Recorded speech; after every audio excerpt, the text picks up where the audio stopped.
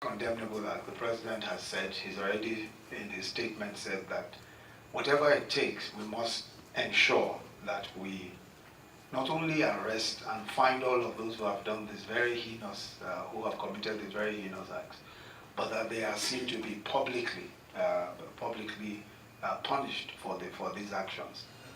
When they support or when they take pleasure or want to take advantage of these sorts of things. But I want to just say that we will look at this with a great deal of with a great deal of concern and interest, and I'm very certain that the federal government will ensure that this is not allowed to stand. I mean, this sort of travesty is not allowed to stand. I was very surprised, especially when I heard that it was the Fulani community. This was the same group that when we came into office, after the crisis, set a roadmap for peace in Plateau State. They set a roadmap for peace in a very long document.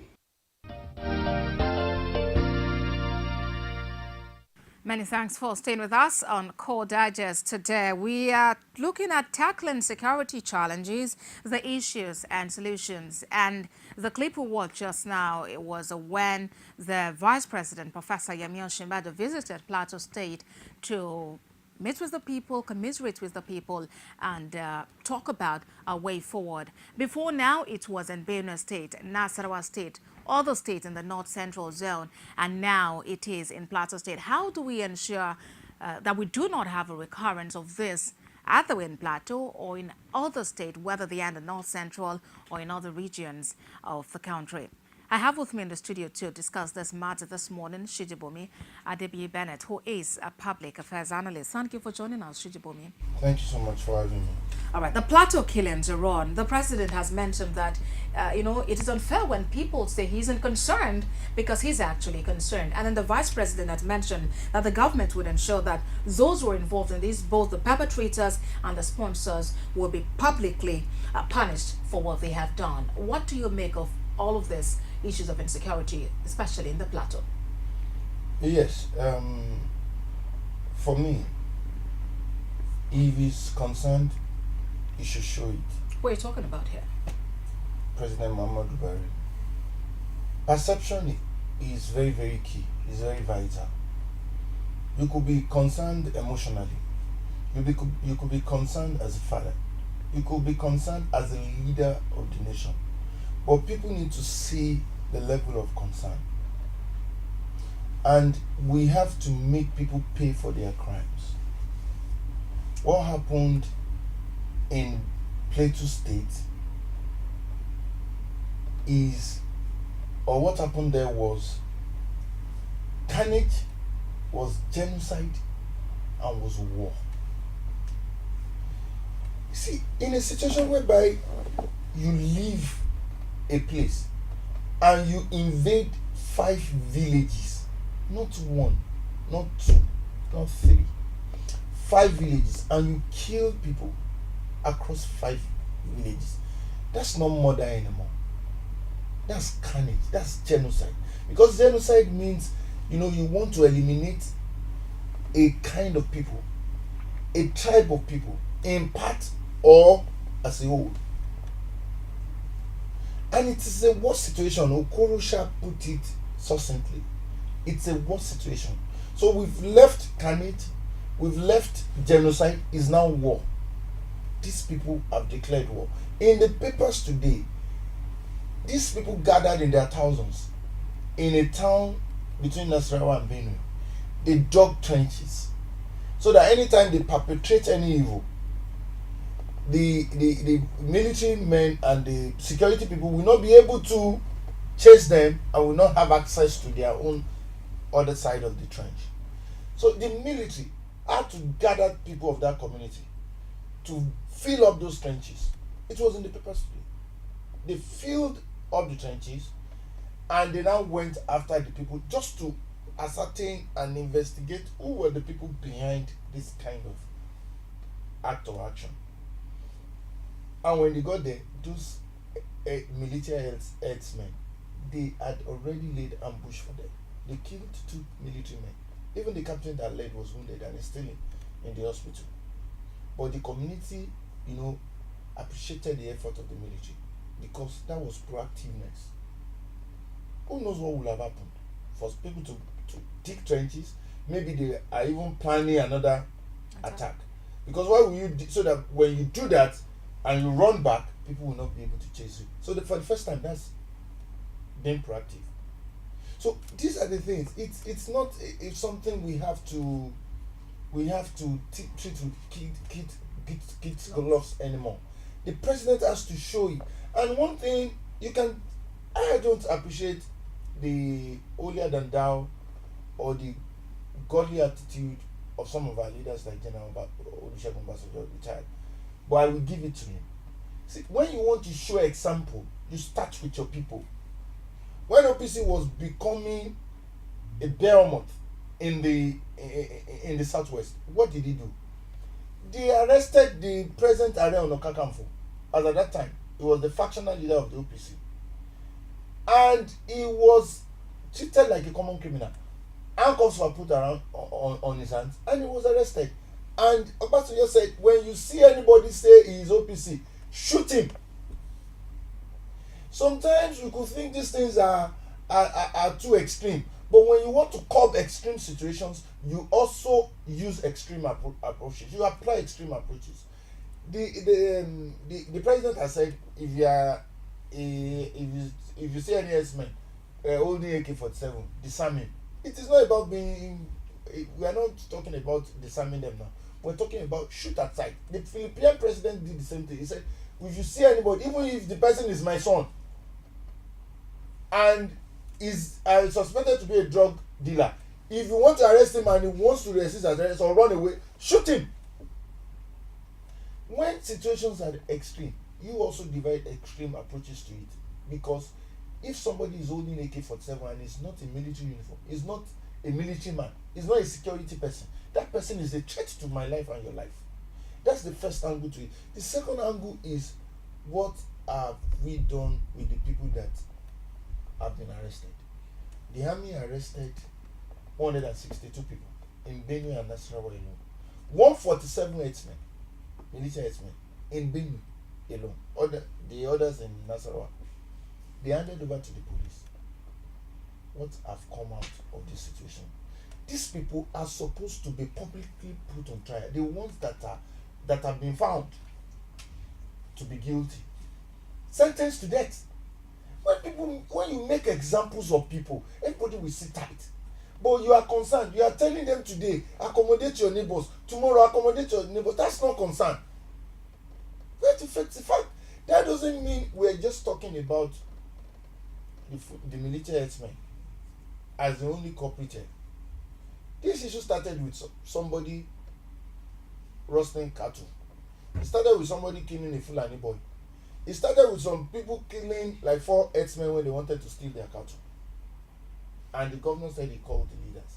The leaders also shielded these people. As at that time, if we have been proactive enough, if the security apparatus in the country or in that area was proactive enough, even if it is arresting some people that are suspects and put them behind bars, maybe that would have assuaged the feelings of the military. Because let's not deceive ourselves. It has been confirmed now that the people that kill, many of them are not Nigerians. We see videos of people arrested even during Boko Haram issues and don't understand any Nigerian language. And we also see in this issue of Benue, because I've read so many reports, that some Hausa community people, in one Hausa community, they had to keep some of the Birom people in their mosque. And they told the Moridas, we can't kill these people. We've been living together as neighbors for a while. So what these people do is, from every part of West Africa, sometimes we think the president is also lying. These people have access to security reports. Mali, Senegal, where you have Fulanis, these people, they just come in to come and kill.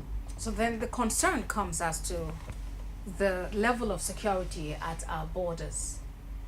the porosity is what people are concerned about. Because if we know that there are aliens coming into the country without proper papers, without going through the proper channels, then how do we curb the situation? The challenge I have with our people is we are so docile to a level that we don't want to do anything again. When you talk about our people, which people are you referring to? The average Nigerians, those in authority, in the military, who exactly? Nigerians. The present crop of leaders were not leaders 15, 20 years ago. You should note that. They were not leaders 25 years ago. Saraki was the Senate president, the number 3 man, was a medical doctor, practicing or not practicing, before 1999. He came into politics in 2003 when his father called him. So these people left us. Now, when you talk about porosity of our borders have been an issue. Sometimes you see old journalists, they flash us newspaper review. Do you know in 1976, Fulani Herdsmen and some people, it was maybe Daily Times. If you Google, you see all these things. So these things have been happening for a long time. And we've been talking about porosity of our borders. It is now worse because there is an ECOWAS treaty whereby there is freedom of movement. So what do you do? Should we build walls? Nigeria is 4,000 plus kilometers. You start from somewhere. If today or if this year we can build a wall from Oshodi to Antoni, build it. Next year, let's start doing it little by little. And you consider one day we will get there. Do you consider that to be a solution? Because if you look, for instance, in the issue of the United States, where the President Donald Trump has talked about building, the Mexican wall and all that, of course, there were backlashes and there were people who actually supported him in that call. So would that be pitching Nigeria, which is the big brother in the continent of Africa, against other African countries and even the world at large? You are not pitching anybody, because when you build the wall, what does it mean? It means that your immigration will be more, the policies of your immigration will be more stringent. That's number one. The insecurity will be enhanced, because that means if anybody wants to come into my country, I will be able to assess the person, check your passport. Everybody will be able to be accounted for. What is happening in America? They also have walls, but it's just that part with Mexico. It's happening with Brexit now. The problem is Northern Ireland and Republic of Ireland, and just is a small, because they are like the same country before. Both of them are Irish. So you have Northern Ireland, you have Republic of Ireland, and it's just a line, and it's on the road. Whereby when you cross from here, you are in Northern Ireland. So the other side is Republic of Ireland. And when Brexit comes to, when Brexit is finally agreed, they will do something there. Because your security is very, very important. The security of every nation is very important. We can't have people come into our country like they are just strolling into the market every day. And you don't have, today we say they are from Mali, tomorrow people from Libya, maybe they don't have mercenaries, they came to, all these things can be true. Well, you're even talking about the north. There have been reports about here in the southwest, especially in a place like Lagos, where you have articulated vehicles, bringing in, some folks in the middle of the night when you cannot even tell where exactly they are headed. Can you remember that Obasanjo shut that border at a point in time, the border with Benin Republic? And when it affected the economy of Benin Republic, they came to beg. And what was happening there? Smuggling and theft. People will steal cars in Lagos and drive to Benin Republic. It was happening, and Obasanjo shut that border. But you also know that when such a step is taken, you have some Nigerians complain about government. There is nobody that will not complain. Everybody is saying they want to shut. We know that. But they've not mentioned which border. We know that it's likely to be that border. Now, people will always complain, but we're talking about life. See, if you don't make money today, if you have life, you have opportunity to make money tomorrow. It is not imaginable in the 21st century that people will kill 140 people with no. It's not like one country is facing the other country that, okay, we want to go to war. It's war within. implosion. And you have people pay outsiders, pay mercenaries to come in and kill their own people. It's getting to a stage, and it's not just about Fulani herdsmen. The level of our sensitivity has really gone down. I just told you what happened in Ekiti. It's happening everywhere in the country. You hear about villages, 2 villages. They just settled one in, I think, Cross River. 2 villages laying claim to. Then in the southeast, a river was a boundary between two towns, and one was laying claim to that river. They were poisoning the river for a while because the other people were coming to fetch water from that river, and they were killing themselves. One in Kwara, they just placed the match last week.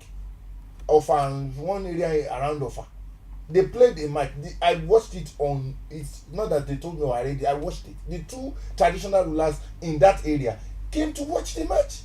They've been killing themselves for years.